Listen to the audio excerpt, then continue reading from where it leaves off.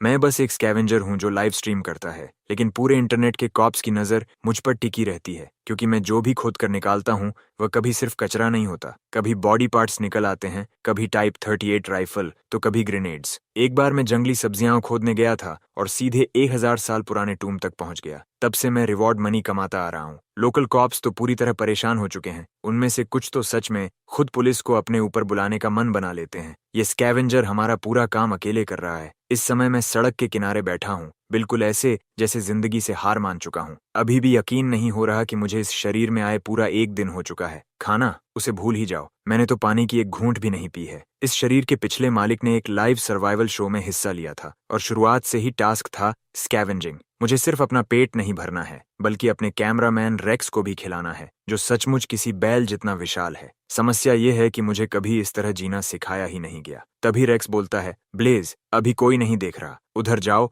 और उस trash can में खोजबीन करो, इससे पहले कि प्रोडक्शन टीम हमें एलिमिनेट कर दे, क्योंकि कंपटीशन से निकलने से पहले ही हम भूख से मरने वाले हैं। उसकी बात सुनकर मैं शर्म से सिर झुका लेता हूँ, उंगली से जमीन कुरेदते हुए बुदबुदाता हूँ, बस 1 मिनट, वहां एक कुत्ता बैठा है, उसके जाने के बाद जाऊंगा। जैसे ही रेक्स सुनता है कि हम फिर इंतजार करने वाले हैं, वह पूरी तरह टूट जाता है। उसकी आंखों में आंसू आ जाते हैं। शायद आज ही उसका 10 LBS वजन कम हो गया होगा। ब्लेज, वह कहता है, मैं तुमसे भीख मांग रहा हूँ, अब तो खाने का सपना भी नहीं देख रहा। बस मेरे लिए एक खाली पानी की बोतल ढूंढ दो, मैं उसके अंदर की दीवार चाट लूंगा, कसम से। रेक्सवेल की बात सुनकर मैं अपनी उंगलियां कनपटियों पर रख लेता हूँ। अगर हम सच में यह कंपटीशन जीत गए तो प्रोडक्शन टीम 10 मिलियन यूएन का ग्रैंड प्राइज देगी। तब जिंदगी बहुत आसान हो जाएगी। बस यही ख्याल मुझे तुरंत खड़ा कर देता है। मैं सड़क पर मौजूद एक आवारा कुत्ते को घूरता हूँ, तैयार कि उसके पास जो भी बचा खुचा खाना है उसके लिए उससे लड़ जाऊं। लेकिन उसी क्षण मेरे दिमाग में एक तेज डिंग की आवाज गूंजती है। हमारे प्यारे प्लेयर, सिस्टम ने आपकी स्किल डिटेक्शन एक्टिवेट कर दी है।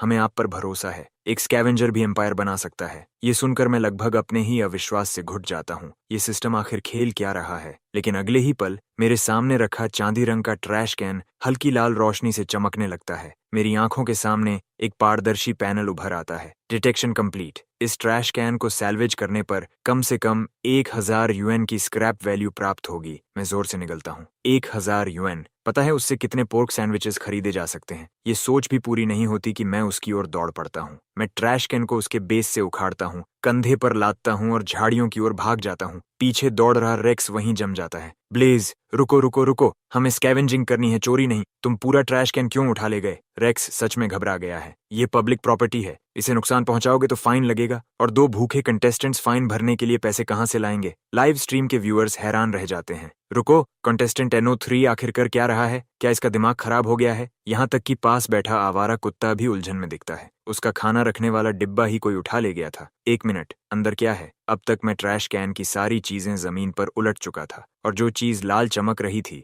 वह कैन नहीं था, वह एक कसकर बंद किया गया काला प्लास्टिक बैग था। मेरी भौहें सिकुड़ जाती हैं। क्या सच में इसके अंदर ऐसा ब्रेज्ड पोर्क हो सकता है जिसकी कीमत 1000 यूएन हो? मैं हाथ डालकर उसे फाड़ देता हूँ। रेक्स भी कैमरा उठाए पहुंच जाता है। ब्लेज, उस ट्रैश कैन को वापस रख दो, इससे पहले कि वह कुत्ता हमारे पीछे पड़ जाए। मैं उसे रोक नहीं पाऊंगा। और फिर से कह रहा हूँ, हम स्कैवेंजर्स हैं, भिखारी नहीं। लेकिन अगले ही पल रेक्स पूरी तरह चुप हो जाता है। वह बैग के अंदर देखता है और एक कान फाड़ देने वाली चीख निकालता है। उसकी आवाज मुझे भी होश में ले आती है। मैं, रेक्स और यहाँ तक कि वह कुत्ता भी झाड़ियों से बाहर भाग पड़ते हैं। हम दूर जाकर जमीन पर गिरते हैं और हाँफने लगते हैं। लाइव स्ट्रीम फट पड़ती है। हे भगवान, ये कचरा नहीं है, ये इंसानी बॉडी पार्ट है। मेरा तो लगभग नियंत्रण ही छूट जाता है। चैट पूरी तरह पागल हो चुकी थी। तभी स्ट्रीम अचानक बंद हो जाती है। पर्दे के पीछे प्रोडक्शन टीम में हड़कंप मच चुका था। उन्होंने अभी अभी साफ देखा था, बिल्कुल साफ, असली इंसानी बॉडी पार्ट्स। उन्होंने स्ट्रीम तुरंत बंद कर दी, लेकिन उतनी जल्दी नहीं कि कोई देख न पाए।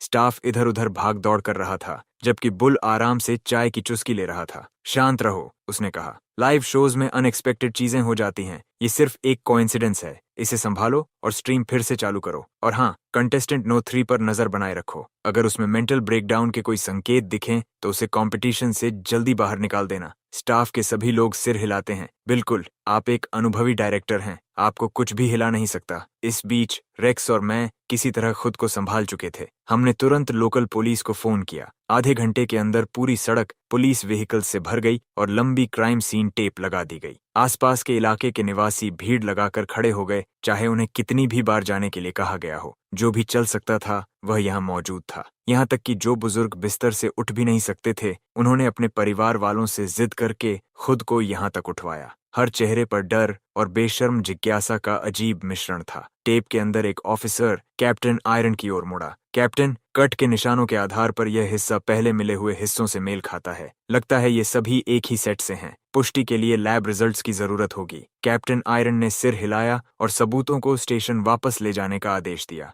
फिर उसने हमारी ओर देखा। तुम दोनों हमारे साथ चलो। अगर सब कुछ कंफर्म हो गया तो आगे की प्रक्रिया करनी होगी। उसके वाक्य पूरा करने से पहले ही मैं तेजी से सिर हिलाने लगा। जरूर जरूर, लेकिन एक छोटा सा सवाल, वहाँ खाना मिलता है क्या? रेक्स ने चुपचाप मुझे थम्स अप दिया। उसने अपनी पूरी जिंदगी में किसी को पुलिस वाले के सामने खाना मांगते नहीं देखा था। कैप्टन आयरन कुछ पल के लिए बिल्कुल चुप रह गया, लेकिन हमारी हालत देखकर उसने आह भरी और सिर हिला दिया। ठीक है, और क्योंकि सबूत तुम लोगों ने ढूंढा है, स्टेशन पर रिवॉर्ड भी मिलेगा। मेरा चेहरा तुरंत चमक उठा। तो सिस्टम के बताए हुए 1000 यूएन यहीं छिपे हुए थे। रेक्स और मैं खुशी खुशी पुलिस कार में बैठ गए। हमने बयान दिए, पेपर वर्क पूरा किया, रिवॉर्ड लिया और कैप्टन आयरन को अलविदा कह दिया। फिर हम अपने खाली बर्लैप सैक्स झुलाते हुए स्टेशन से बाहर निकल गए। कैप्टन आयरन दरवाजे से हमें जाते हुए देखता रहा और गहरी सांस छोड़ी। उसे लगा था कि जो कुछ हमने देखा उसके बाद हमारा खाने का मन नहीं करेगा। लेकिन सच तो यह था कि हम दोनों ने मिलकर 7 कटोरे नूडल्स साफ कर दिए थे, जिनमें उसका और उसके साथियों का हिस्सा भी शामिल था। अब रेक्स और मैं सड़क पर चल रहे थे। स्ट्रीम दोबारा चालू हो चुकी थी। मुश्किल से 2 कदम चले होंगे कि रेक्स मेरे करीब आकर बोला, प्लीज, क्या तुम मुझे कुछ खिलाने की ट्रीट दे सकते हो? कैप्टन आयरन लगातार मुझे घूर रहा था। मैं ठीक से खा ही नहीं पाया। मैंने बड़े दिल से हाथ हिलाया और बिना सोचे मान गया। बारबेक्यू चलते हैं, वैसे भी रात हो चुकी है। बारबेक्यू स्ट्रिप में टहलते हुए शायद कुछ ऐसा भी मिल जाए जो स्कैवेंजिंग के लायक हो।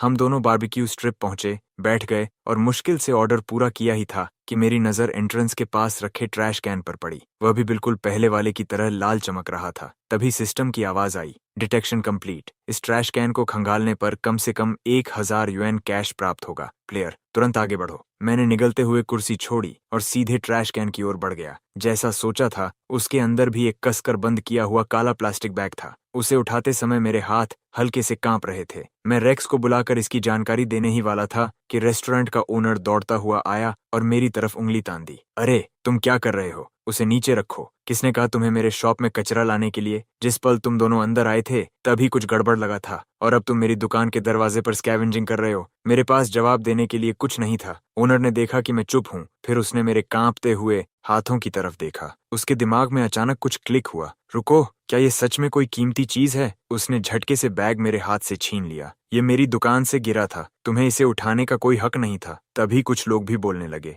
हाँ हाँ बिल्कुल, मैंने ये बैग दोपहर में देखा था। तुम इसे चुराने की कोशिश कर रहे थे। मुझे मत परखो, मैं अभी पुलिस को बुलाता हूँ। उन दोनों की बहस सुनकर मैं पूरी तरह उलझ गया। ये लोग किसी भी चीज पर दावा कर सकते हैं। मैं खुद को रोक नहीं पाया और पूछ बैठा, क्या आपको यकीन है कि यह आपका ही है? ओनर तुरंत बोला, बिल्कुल, मेरे सारे स्टाफ ने इसे देखा है। अब कुछ ऑर्डर करो या निकल जाओ, मेरा समय बर्बाद मत करो। ये कहकर वह बैग लेकर वापस अंदर चला गया। मैंने अपनी नाक रगड़ी और रेक्स की ओर हाथ बढ़ाया। फोन दो, मुझे स्टेशन में एक कॉल करनी है। अगर सस्पेक्ट को ढूंढने पर बड़ा रिवॉर्ड मिलता है तो कोशिश करना बनता है। कॉल जल्दी कनेक्ट हो गई। हेलो, क्या कैप्टन आयरन उपलब्ध है? मैं ब्लेज बोल रहा हूँ। आज पहले स्टेशन आया था। मुझे लगता है कि मैंने वह चीज फिर से ढूंढ ली है जिसकी आपको तलाश है। ये बारबेक्यू स्ट्रिप के किंग बारबेक्यू में है। और हाँ, ओनर कह रहा है कि उसके पास विटनेसेस भी हैं। जी, जल्दी आइए। मैंने फोन रख दिया। अगले ही सेकंड ओनर बैग हाथ में लिए दुकान से बाहर भागा और चीखने लगा, बचाओ, भागो, इसके अंदर पैर हैं, भागो, पुलिस को बुलाओ। रेक्स ने बिल्कुल सही समय पर कैमरा उसकी तरफ घुमा दिया।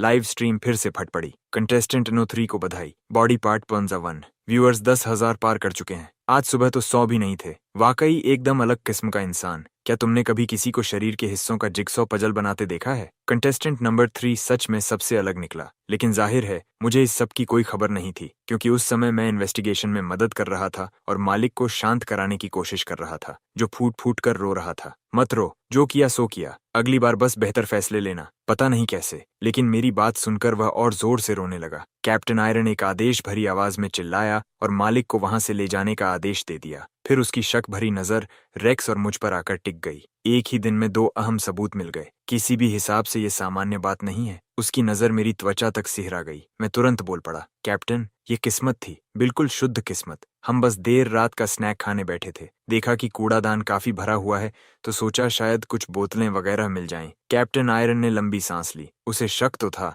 लेकिन हम पूरे समय लाइव थे। ऐसा कोई मौका ही नहीं था जब हम कुछ कर सकते। फिर भी उसकी पूरी टीम ने इलाका छान मारा और कुछ नहीं मिला, जबकि हम बस इधर उधर टटोलते हुए 2 अहम सबूत ढूंढ लाए। आखिरकार कैप्टन आयरन ने थकी हुई सांस छोड़ी। ठीक है, स्टेशन वापस आ जाओ। प्रक्रिया तो जानते ही हो। हमारी मदद करो, अपना पैसा लो और निकल जाओ। वह मुड़ा और गाड़ी में बैठ गया, लेकिन फिर रुक कर पीछे देखने लगा। एक और बात, आज रात इस शहर के 30,000 से भी ज्यादा कूड़ेदानों को पूरी तरह खाली कराया जाएगा। मैं वहीं जड़ होकर खड़ा रह गया। दिमाग पूरी तरह खाली था। आखिर अभी हो क्या रहा है? क्या कैप्टन आयरन सच में मेरी रोजी रोटी छीनने की कोशिश कर रहा है? उधर गाड़ी में बैठने से पहले रेक्स किसी और की मेज से सीख कबाब उठा लाया। इनके पैसे हमने दिए हैं तो इन्हें साथ ले जा रहे हैं। कागजी कार्रवाई हम प्रोफेशनल्स की तरह निपटा गए। जब तक सब खत्म हुआ, आधी रात काफी पीछे छूट चुकी थी। रेक्स उदास चेहरे के साथ सीखों को पकड़े हुए था। प्लीज, कैफेटेरिया तो कब का बंद हो चुका है, अब ये मांस खाएंगे कैसे? मैंने चारों तरफ देखा और मेरी नजर गेट हाउस पर जा टिकी। ओल्ड गेट,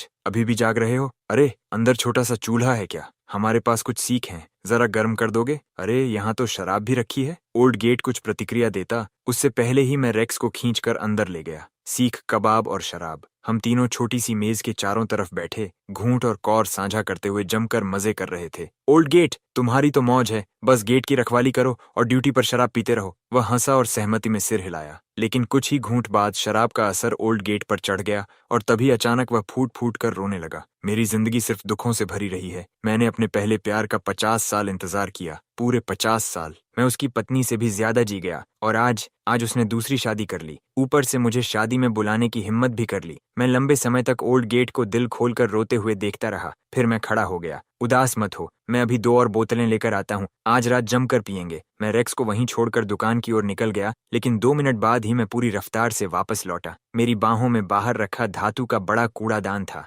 धड़ाम, मैंने उसे मेज पर पटक दिया। ओल्ड गेट पलकें झपकाता रह गया। वह कमर तक ऊंचे उस कूड़ेदान को घूरता रहा। उसका दिमाग जैसे काम करना बंद कर चुका था। बेटा, मैं शराब अच्छी तरह संभाल सकता हूँ, लेकिन मैंने कभी ऐसी चीज से शराब नहीं पी। इसमें तरल टिकेगा भी। उधर कैप्टन आयरन सफाई कर्मचारी की यूनिफॉर्म पहने अपनी टीम को एक कूड़ेदान से दूसरे कूड़ेदान तक लेकर जा रहा था। सब लोग चौकन्ने रहो, वह स्कैवेंजर ये सब जानबूझकर कर रहा है। आखिरी टुकड़ा जरूर इन्हीं कूड़ेदानों में कहीं होगा। अफसरों ने दांत भींच लिए और पूरी ताकत से खोज शुरू कर दी। वे किसी स्कैवेंजर से हार मानने वाले नहीं थे। आखिर वे प्रोफेशनल थे। लेकिन पूरे 5 शहर ब्लॉक छान मारने के बाद भी उनके हाथ सिर्फ प्लास्टिक की बोतलों के कुछ बैग ही लगे। असल में ज्यादातर लोग सोच रहे थे कि जब कूड़े में हाथ डाल ही रहे हैं तो खाली हाथ घर क्यों लौटें। कैप्टन आयरन उन बोतलों को घूरता रहा। शायद उनकी रिसाइकलिंग वैल्यू करीब 100 युएन रही होगी। ये ख्याल उसके मन में आया ही था कि वह खुद डर गया। मैं ड्यूटी पर हूँ, मैं आखिर ये सब सोच भी क्यों रहा हूँ। उसी समय उसका फोन बज उठा। उसने फोन निकाला। कॉल ओल्ड गेट की थी। ओल्ड गेट एक अनुभवी आदमी था।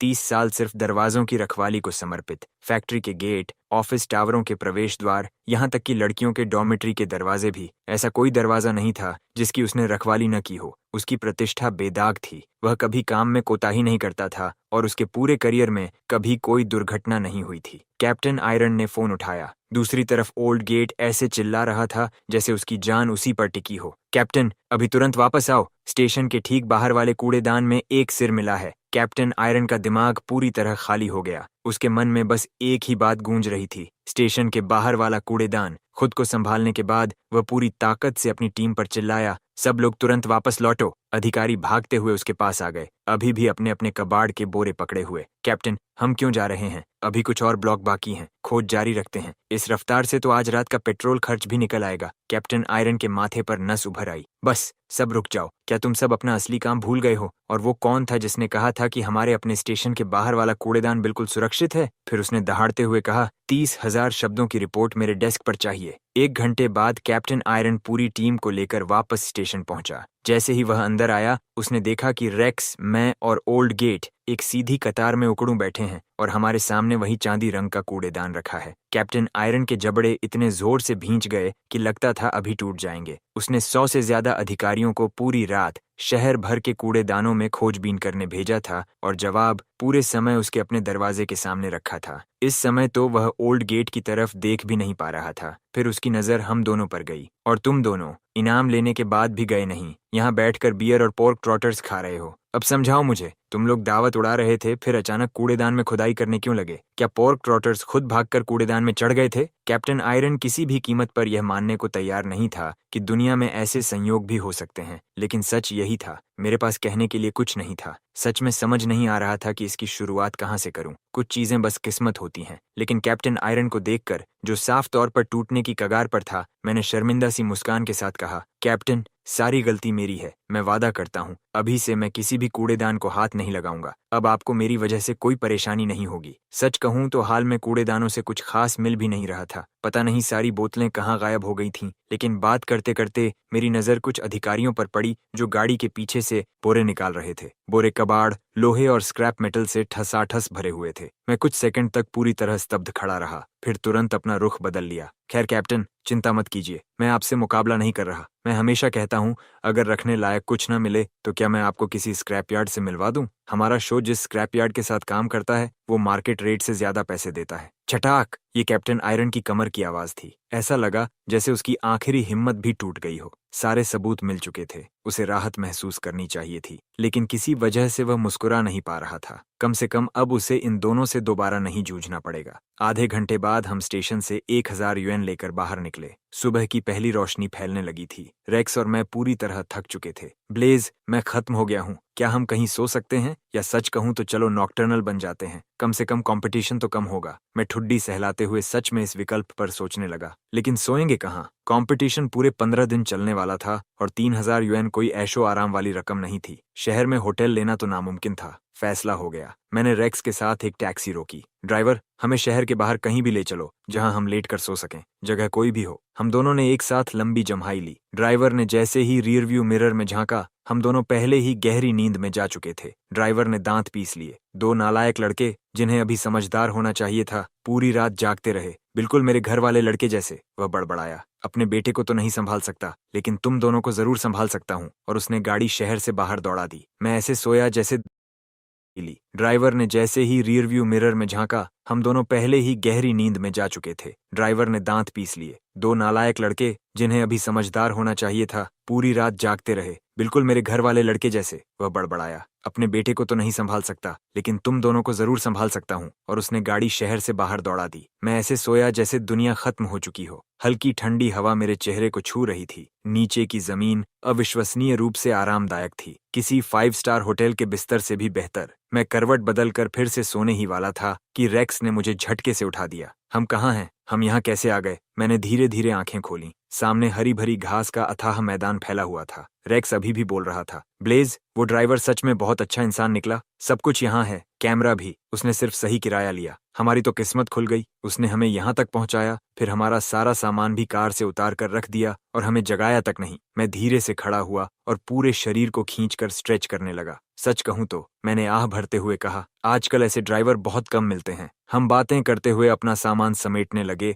और चल पड़े। समय पहले ही शाम के 4-8 बजे से आगे निकल चुका था। यहाँ से बाहर निकलते निकलते डिनर का समय हो जाना था। लेकिन हम मुश्किल से कुछ कदम ही चले थे कि अचानक भुने हुए चिकन की खुशबू हवा में तैरती हुई हमारी नाक तक पहुंची। जिस जगह हम जागे थे, उसे देखते हुए क्या सच में आसपास कोई कैंपिंग कर रहा था? हम उस खुशबू का पीछा करते हुए छोटे से पेड़ों के झुरमुट से बाहर निकले। लेकिन जैसे ही सामने का दृश्य दिखाई दिया, मेरे पैरों के तलवों से लेकर सिर की चोटी तक ठंडी सिहरन दौड़ गई। हमारे चारों तरफ कब्रें ही कब्रें थीं। तभी दूर कहीं से एक गरजती हुई आवाज आई, तुम दोनों कौन हो? एक के पास कैमरा है और दूसरे के पास बर्लैप सैक, तो तुम ही चोर हो। कोई इन्हें पकड़ो। चोर! इन्होंने चढ़ावे का सामान चुरा लिया। मैं आगे बढ़कर समझाने ही वाला था कि अचानक एक जैसे यूनिफॉर्म पहने लोगों का झुंड न जाने कहां से निकल आया। उनके हाथों में हो और शवल थे। उसी समय एक औरत जमीन से भुना हुआ चिकन उठाकर सीधे हमारी तरफ दौड़ पड़ी। मैंने एक पल भी बर्बाद नहीं किया। बिना कुछ बोले रेक्स का हाथ पकड़ा और हम दोनों कब्रिस्तान के अंदर की तरफ पूरी रफ्तार से भाग पड़े। पीछे मुड़कर देखने की भी हिम्मत नहीं की। लगभग 1 मील तक दौड़ने के बाद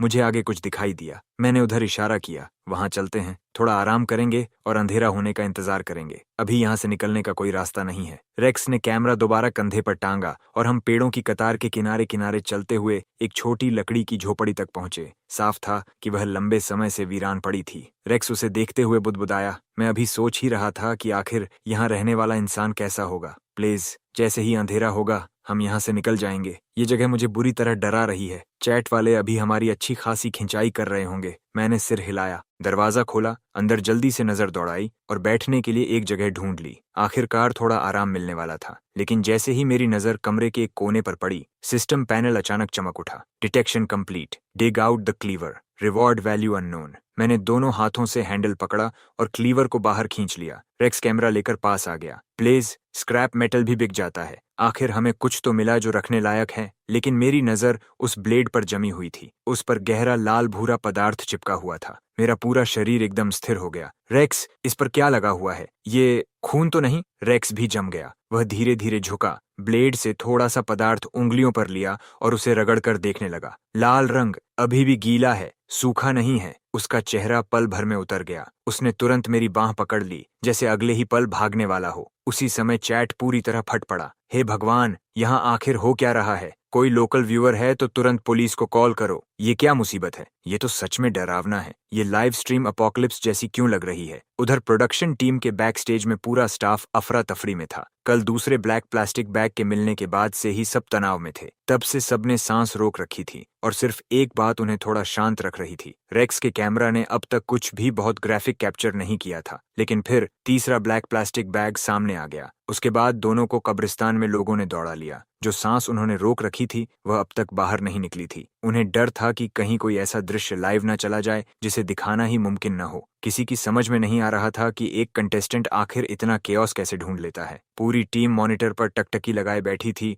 और सबकी उंगलियां इमरजेंसी किल स्विच के ऊपर मंडरा रही थीं। बुल ने बहुत धीरे से लंबी सांस ली, कुछ नहीं कहा, बस चुपचाप मुड़ा और अपनी जेब से ब्लड प्रेशर की दवा निकाल ली। किसी की नजर न पड़े इसलिए उसने चुपके से 2 गोलियां मुंह में डाल लीं। उसी समय स्टेशन में कैप्टन आयरन और उसकी टीम ब्रीफिंग रूम में बैठे हुए थे। सबकी आंखों के नीचे गहरे काले घेरे पड़ चुके थे। लैब रिपोर्ट अभी अभी पहुंची थी। मौजूदा सबूतों के आधार पर सबसे संभावित क्राइम सीन शहर के बाहर स्थित हैप्पी फैमिली सेमेट्री है। सब लोग तैयार हो जाओ, हम 5 मिनट में निकल रहे हैं। पूरा कमरा तुरंत हरकत में आ गया। तभी कैप्टन आयरन को अचानक कुछ याद आया। उसने एक जूनियर ऑफिसर को रोका। मैंने तुम्हें ब्लेज पर नजर रखने को कहा था। स्टेशन छोड़ने के बाद वे कहाँ गए? क्या वे शहर से बाहर निकल गए? ऑफिसर ने पलक झपकाई, जल्दी से अपना फोन निकाला और लाइव स्ट्रीम खोल दी। लेकिन फीड पूरी तरह लोड भी नहीं हुई थी कि स्ट्रीम पहले से ही लाइव चल रही थी। कैप्टन आयरन आगे झुक गया। क्या पता चल सकता है कि वे कहाँ हैं? ऑफिसर ने सिर खुजलाया। फिर अचानक उसकी आंखें फैल गईं।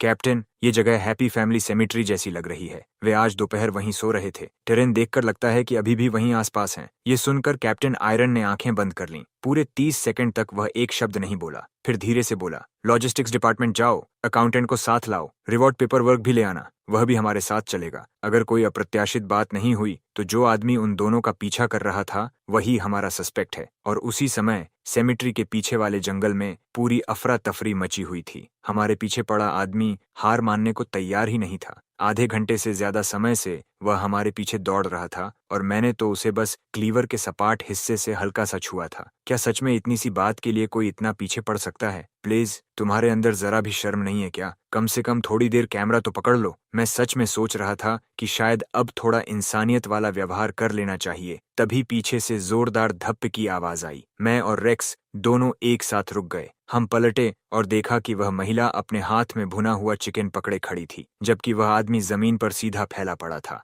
महिला ने विजयी अंदाज में कहा, आखिर पकड़ लिया तुम लोगों को, पहले पूछताछ कर लेनी चाहिए थी। मैं कभी प्रोविंशियल टीम में थी। अब बताओ, तुम दोनों में से किसने मेरे पति की कब्र पर चढ़ाया गया चढ़ावा चुराया? मैं उसे घूरता रह गया। मेरा जबड़ा लगभग जमीन पर गिर चुका था। माथे पर पसीने की बूंदें उभर आईं। मैंने तुरंत जेब से 200 युएन निकाले और दोनों हाथों से उसकी तरफ बढ़ा दिए। मैडम, ये सब गलतफहमी थी। कृपया यह मत सोचिए कि रकम कम है। शाम होते होते हैप्पी फैमिली सेमेट्री के बाहर गाड़ियों की लंबी कतार लग चुकी थी। क्राइम की पुष्टि हो चुकी थी। सिर्फ स्टेशन की टीम ही नहीं, मीडिया क्रूज भी पहुंच चुकी थी। हर कोई कैमरा उठाए कब्रिस्तान के अंदर भागा चला आ रहा था। सेमेट्री के पीछे वाले छोटे जंगल में कैप्टन आयरन प्रवेश द्वार पर खड़ा था। उसके चेहरे पर कोई भावना नहीं थी, न खुशी न दुख, बस पूरी तरह सुन्न, सचमुच सुन्न। अब पुष्टि हो चुकी थी कि वही मध्यम आयु का आदमी सस्पेक्ट था। उसे मनाने की भी जरूरत नहीं पड़ी। जैसे ही उसने ऑफिसर्स को देखा, वह फूट फूट कर रोने लगा और सब कुछ कबूल कर लिया। उसकी एकमात्र विनती थी, उस महिला को मुझसे दूर रखो।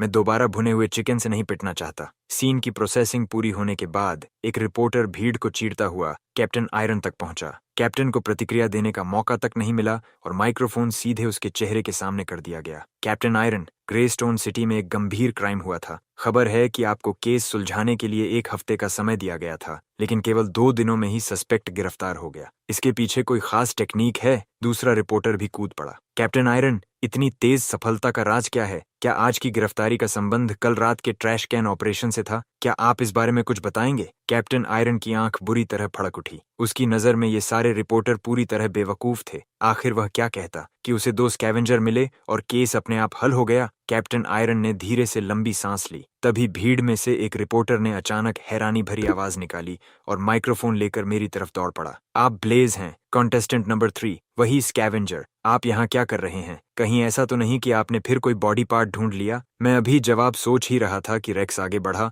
और माइक्रोफोन अपने हाथ में ले लिया। पूरी कहानी जाननी है तो मुझसे बात कीजिए। पहले मैं अपना परिचय दे दूं। मैं ब्लेज का पर्सनल कैमरामैन हूं। पूरी डिस्कवरी हमारे फुटेज में रिकॉर्ड है। अनकट वर्जन देखने के लिए हमारे लाइव स्ट्रीम पर जाइए, वहां फुल रिप्ले उपलब्ध है। रेक्स ने बात खत्म की और मुझे आंख मार दी। उसी पल मुझे याद आया कि व्यूअर काउंट भी हमारे स्कोर का हिस्सा था। उधर प्रोडक्शन ऑफिस में बुल अपनी स्क्रीन घूरे जा रहा था। डायरेक्टर, कॉन्टेस्टेंट नंबर 3 का व्यूअर काउंट पागलों की तरह बढ़ रहा है। हम 50,000 पार कर चुके हैं और ब्लेज ट्रेंडिंग में है। शो पूरी तरह फट पड़ा है। बुल अपनी आंखों के सामने दिख रहे आंकड़ों पर विश्वास नहीं कर पा रहा था। उसने कभी नहीं सोचा था कि एक छोटे शहर का प्रोडक्शन ऐसा कमाल कर सकता है। उसने गहरी सांस ली। उसके अंदर खुशी और पीड़ा दोनों बराबर मात्रा में थीं। पीड़ा इस बात की थी कि शो पूरी तरह पटरी से उतर चुका था। कंटेस्टेंट नंबर 3 ने अब तक एक भी कबाड़ का टुकड़ा नहीं उठाया था, लेकिन पुलिस स्टेशन की वांटेड लिस्ट में जो भी चीज थी वह सब ढूंढ निकाल रहा था। और खुशी इस बात की थी कि उसका शो सचमुच वायरल हो चुका था। बुल हंसते हुए बोला, किसी को ब्लेज से संपर्क करने भेजो। बहुत हल्का सा इशारा देना। शायद वह सच में थोड़ा कूड़ा भी उठा ले। यह कहते हुए वह अपनी हंसी रोक ही नहीं पाया। उधर कब्रिस्तान में कैप्टन आयरन की बिल्कुल भावहीन निगाहों के बीच मैंने 10,000 यूएन की रिवॉर्ड मनी स्वीकार की। केस बंद हो चुका था। सेमेट्री मैनेजर,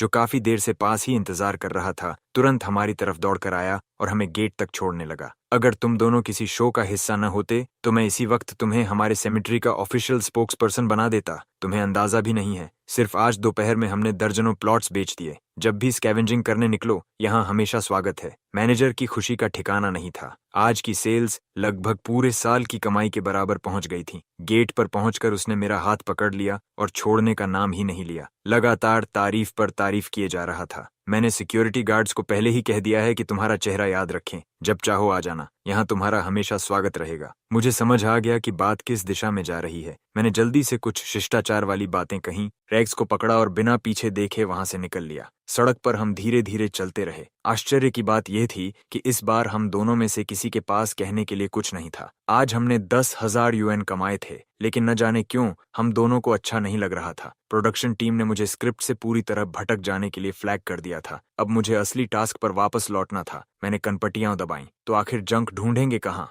रेक्स ने लंबी सांस छोड़ी। सच कहूं तो पिछले 2 दिनों में जो हुआ है वह ट्रैश उठाने से कहीं ज्यादा दिलचस्प था। और रुको, तुम सच में पहले यहाँ आ चुके हो? किसी और को मत बताना। मेरी आंट के हस्बैंड यहाँ काम करते हैं, उनकी जॉब जा सकती है। मैं रेक्स को घूरता रह गया, फिर धीरे धीरे उसकी तरफ देखा और उसके हाथ में अभी भी चल रहे कैमरा पर नजर डाली। मेरी आंख बुरी तरह फड़कने लगी। मुझे सच में समझ नहीं आ रहा था कि शुरुआत कहाँ से करूं। क्या मैं स्क्रैप यार्ड में स्कैवेंजिंग करने के उसके शानदार विचार की तारीफ करूं या उसकी अद्भुत बिजनेस सेंस की? क्योंकि तीसरे आदमी की बात छोड़ो, अब तो 30,000वां इंसान भी जान चुका था कि रेक्स के अंकल स्क्रैप यार्ड में काम करते हैं, क्योंकि हम लाइव थे। क्या ये आदमी थोड़ा भी कम खुलकर बातें नहीं कर सकता था? मैंने लंबी सांस छोड़ी और उसके कंधे पर हाथ रखा। चलो पहले कुछ बर्लप सैक्स खरीदते हैं। वेस्ट प्रोसेसिंग स्टेशन में सॉर्टर्स की एक टीम सुबह आए माल को घूर रही थी। कुछ बहुत गड़बड़ है। कल रात इस शहर के लोगों ने आखिर किया क्या था? मैंने कभी ट्रैश को इतना साफ नहीं देखा। बेचने लायक एक भी चीज नहीं बची। दूसरा बोला, सही कह रहे हो, मैं घंटों से सॉर्टिंग कर रहा हूँ और एक भी काम की चीज नहीं मिली। आज का ट्रैश बहुत अजीब है, बहुत ही अजीब। तभी किसी ने कहा, अंकल रस्टी, आपने कहा था ना कि आपका कोई रिश्तेदार किसी स्कैवेंजिंग शो में कैमरामैन है। जाकर पूछिए, क्या ये उन्हीं का काम है? क्या वे हमें बिजनेस से बाहर करना चाहते हैं? अंकल रस्टी ने भौहें सिकोड़ लीं। यहाँ तक कि कुछ यूएन में बिक जाने वाली बोतलें तक पूरी तरह गायब थीं। वह अभी सोच ही रहा था कि कॉल करे या नहीं, तभी उसका फोन बज उठा। उसने देखा, रेक्स का कॉल था। बातचीत खत्म होते ही अंकल रस्टी सीधे एंट्रेंस की तरफ चल पड़ा। जैसे ही मैंने और रेक्स ने उसे आते देखा, हम दोनों ने तुरंत सेमेट्री से लाए हुए फ्रूट्स आगे बढ़ा दिए। हमने उसे आने का कारण समझाया। अंकल रस्टी अच्छा इंसान निकला। आज का माल वैसे भी बेकार है। 2 फटेहाल बच्चों को थोड़ा बहुत खोदने देने से क्या फर्क पड़ेगा? जब तक ये फ्रूट सब में बांट दिए जाए, कोई शिकायत नहीं करेगा। मैं और रेक्स तुरंत काम में लग गए। उधर अंकल रस्टी अपने साथियों को इकट्ठा करके ऑफिस की तरफ चला गया ताकि फ्रूट्स बांट सके। तभी अचानक किसी ने चौंक कर आवाज लगाई, अरे, इन एप्पल्स पर कुछ लिखा हुआ है। सब लोग एकदम रुक गए। एप्पल्स पर छपा हुआ था,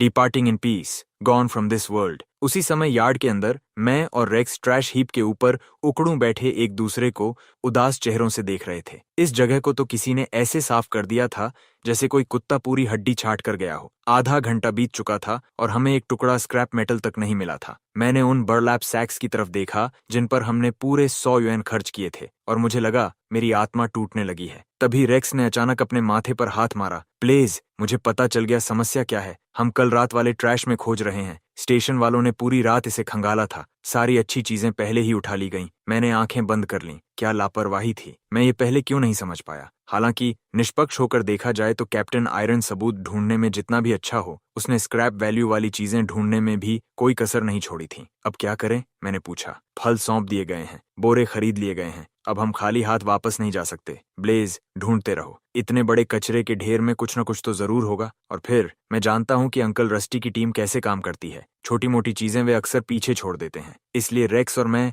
अपनी किस्मत स्वीकार करते हैं, अपनी छोटी फावड़ियां उठाते हैं और उस विशाल ढेर में खुदाई शुरू कर देते हैं। तभी ठन की आवाज आती है। मेरी फावड़ी सतह के नीचे किसी ठोस चीज से टकराती है। ये तो किसी बड़ी चीज की आवाज लगती है। अंकल रस्टी हमें ढेर के नीचे झुककर खुदाई करते हुए देख लेते हैं और जिज्ञासा से हमारी ओर चले आते हैं। हमने जो छोटा गड्ढा खोदा है, उसमें से एक जंग लगा धातु का टुकड़ा बाहर निकला हुआ है। वे सिर हिलाकर कहते हैं, काफी लकी खोज है बच्चे। ये शायद इस ढेर के बनने से भी पहले यहाँ दबा हुआ था। खुदाई जारी रखो, लगता है इसके नीचे और भी कुछ है। मेरा चेहरा उत्साह से चमक उठता है। मैं हाथ रगड़ता हूँ और तेजी से खोदने लगता हूँ। तभी रेक्स बगल से बुदबुदाता है, इसमें 2 फिन्स क्यों लगे हुए हैं? मैं भी उतना ही उलझन में हूँ, लेकिन अंकल रस्टी तो लगभग उत्साह से कांप रहे हैं। इस काम में इतने सालों में मैंने कभी ऐसी चीज नहीं खोदी। रुको, मैं कुछ लोगों को बुलाता हूँ, पहले इसे बाहर निकालते हैं। ज्यादा समय नहीं लगता। अंकल रस्टी अपने कई साथियों को बुला लाते हैं। सब लोग फावड़ियां उठाते हैं और आश्चर्यजनक गति से ढेर के नीचे एक विशाल गड्ढा खोद डालते हैं। जब ऊपरी हिस्सा पूरी तरह बाहर आ जाता है तो सब लोग एकदम स्थिर हो जाते हैं। वह एक अंडाकार आकार का बम का सिरा है।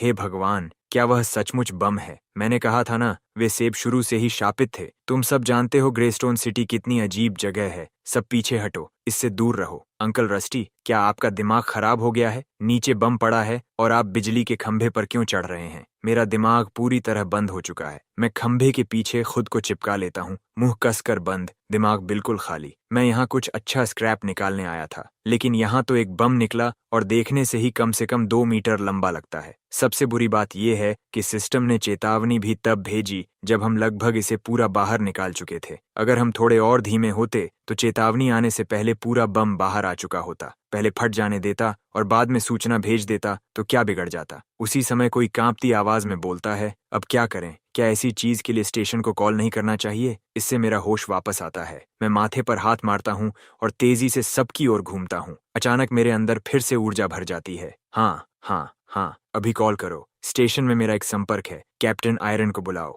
रेक्स चुपचाप मेरे पास मुस्कुरा देता है। दूसरी ओर लाइव स्ट्रीम देखने वाले लोग पागल हो रहे हैं। मुझे पता था। मैंने 2 घंटे लगातार कचरा खोदते हुए यूं ही नहीं देखा था। इन्होंने सच में कुछ बहुत बड़ा निकाल लिया। चलो ब्लेज, रुको, ये तो वेस्ट सॉर्टिंग फैसिलिटी है। यहाँ बम कैसे पहुंच गया? क्या इस जगह को बनाने से पहले जमीन स्कैन नहीं की गई थी? तुम्हें इतिहास नहीं पता। देश भर में अभी भी बहुत सारे बिना फटे बम जमीन के नीचे दबे हुए हैं। जब मैं बच्चा था, हमारे आंगन में भी एक था। मेरे पिता मुझे कहते थे कि उस पर घोड़े की तरह सवारी करो। ये चमत्कार ही है कि मैं आज ये टाइप करने के लिए जिंदा हूँ। उधर स्टेशन में कैप्टन आयरन और उनकी टीम लगातार 2 दिन और 2 रातों से ड्यूटी पर हैं। उनकी हालत पूरी तरह खराब हो चुकी है। वे इतने थके हुए हैं कि बाथरूम जाने के लिए भी दीवार का सहारा लेना पड़ रहा है। लेकिन केस लगभग खत्म हो चुका है। कैप्टन आयरन अपनी टीम की ओर देखते हैं। हर किसी की आंखों के नीचे गहरे काले घेरे हैं। वे ताली बजाकर कहते हैं, बस कुछ और मिनट। सब लोग जल्दी से केस बंद करते हैं और फिर तुम सब आराम कर सकते हो। प्रक्रिया अच्छी नहीं थी,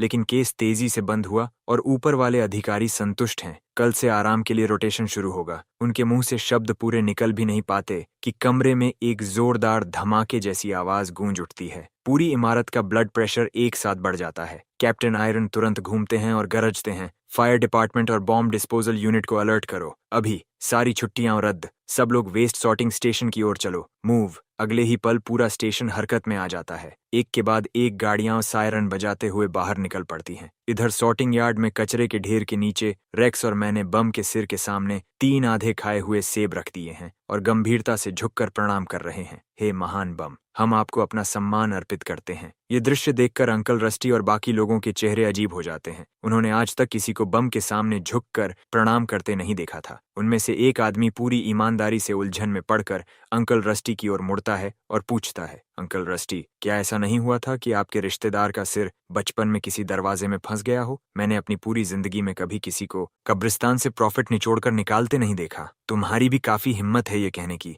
मैंने साफ साफ देखा था। सबसे ज्यादा तुमने ही खाया था। उस सेब पर लिखा था बुढ़ापे से मरा, एक पर लिखा था बहुत कम उम्र में मर गया और दूसरे पर लिखा था बहुत जल्दी चला गया। उन सेबों का हिसाब चुकाने के लिए तुम्हें कितनी जिंदगियां चाहिए होंगी? जबकि यह बहस जारी रहती है। स्टेशन की गाड़ियां आखिरकार वहां पहुंच जाती हैं। कैप्टन आयरन अपनी टीम के साथ आगे बढ़ते हैं। यार्ड के कर्मचारी अविश्वास से उन्हें घूरते रह जाते हैं। ये निश्चित रूप से स्टेशन के ऑफिसर हैं, लेकिन इन सब की आंखों के नीचे इतने गहरे काले घेरे क्यों हैं? अंकल रस्टी कुछ सेकंड तक चुप रहते हैं, फिर आगे बढ़कर उनका स्वागत करते हैं। उनका पहला वाक्य किसी मुक्के की तरह जा लगता है, आप कैप्टन आयरन ही होंगे। आने के लिए धन्यवाद। उम्मीद है कि हमने आपकी पैंडा कन्वेंशन में बाधा नहीं डाली। कैप्टन आयरन अपने दांत जोर से भींचते हैं और थके हुए अंदाज में हाथ हिलाते हैं। वह रेक्स और मेरे पास आते हैं। अपनी काली घेरों वाली आंखों से हमें लंबे समय तक घूरते रहते हैं, फिर धीरे और भारी सांस छोड़ते हैं। एक भी शब्द नहीं बोलते। रेक्स और मैं समझदारी दिखाते हुए तुरंत अपना मुंह बंद कर लेते हैं और बिना कहे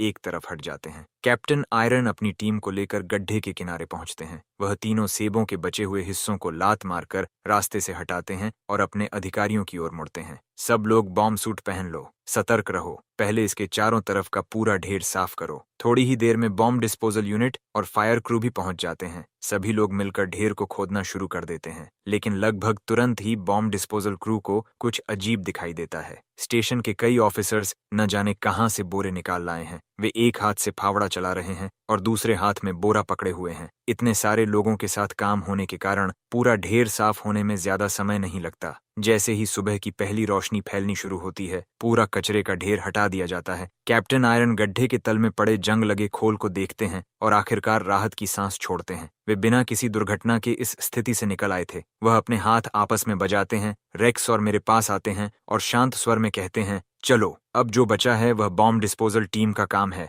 वे इसे संभाल लेंगे। 10,000 युएन का रिवॉर्ड। हमारा स्टेशन इसे कवर करेगा। चलो। उधर बैक स्टेज में बुल अपनी झपकी से जागता है और उसे ऐसा महसूस होता है जैसे छत उसके ऊपर गिर गई हो। बम? क्या सच में बम जैसी चीज उनके शो का हिस्सा होनी चाहिए? उसकी पहली प्रतिक्रिया ट्रैफिक स्पाइक उठाने की होती है, लेकिन जैसे ही वह आंकड़ों को सीधा ऊपर जाते हुए देखता है, वह उसे छोड़ नहीं पाता। इसके अलावा उसके पास किसी कंटेस्टेंट को बिना कारण बाहर निकालने का कोई आधार भी नहीं है और तकनीकी रूप से यह बम एक अनक्लेम्ड ऑब्जेक्ट है। कुल रिवॉर्ड 20,000 युएन। कचरा बीनते बीनते एक दिन में 5 अंकों की कमाई। यह उस शो के उद्देश्य के बिल्कुल उल्टा था जो शुरू में सोचा गया था। बुल का सिर दर्द से फटने लगता है। शहर के दूसरी ओर हम वापस स्टेशन पहुंच चुके हैं। पेपर वर्क पूरा करने के बाद एक ऑफिसर 10,000 युएन का रिवॉर्ड लेकर आता है, साथ में 2 बस टिकट्स भी, जो कैप्टन आयरन की तरफ से व्यक्तिगत उपहार हैं। जाहिर है कैप्टन आयरन सच में बहुत अच्छे इंसान हैं। उन्होंने न सिर्फ रिवॉर्ड मनी दी, बल्कि अपनी जेब से हमारे लिए टिकट भी खरीदे। आजकल ऐसा इंसान आखिर मिलता कहाँ है? मैं सच में कैप्टन आयरन को बहुत मिस करूंगा। रेक्स की आंख फड़कती है। वह सचमुच मुझे पकड़कर स्टेशन से बाहर घसीट ले जाता है।